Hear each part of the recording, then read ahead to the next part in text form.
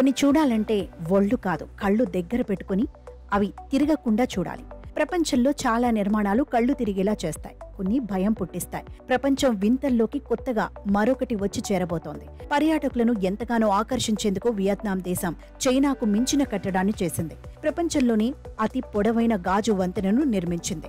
వంతెనలు రకరకాలు, వీటిలో అతి అరుదైన వంతెన గాజు వంతెన ఖచ్చితంగా ఇదే. ప్రపంచంలోని అతి ప్రమాదకర ఈ వంతెనను ఎప్పుడైనా చూసారా?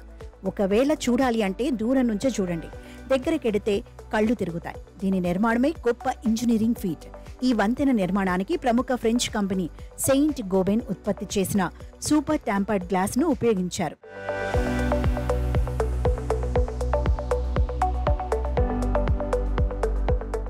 డబ్బును మంచినీళ్లలా ఖర్చు చేస్తే కానీ ఇది కట్టలేరు. ఇప్పుడు అలాంటి ఒక అద్భుతం గురించి తాజా విశేషం తెలిస్తే షాక్ అవ్వడం ఖాయం.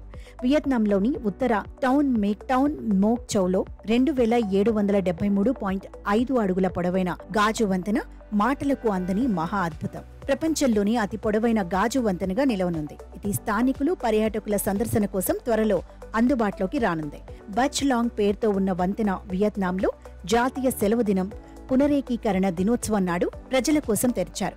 ఇది ప్రపంచంలోని అతి పొడవైన గాజు వంతెనగా అధికారిక గుర్తింపు కోసం గిన్నీస్ వరల్డ్ రికార్డ్స్ కు వివరాలు సమర్పించినట్లు తెలిపారు. ఇప్పటి వరకు చైనాలోని హునాన్ ప్రావిన్స్ లోని జాంగ్ జియాజీ గ్రాండ్ క్యాన్యన్ పై 1410.7 అడుగుల పొడవైన గాజు వంతెన పేరున ఈ రికార్డుంది. ఇంత సున్నితమైన ఈ వంతెన ఆయా దేశాల జాతీయ ఔన్నత్యానికి ప్రతీకలుగా నిలుస్తున్నాయి.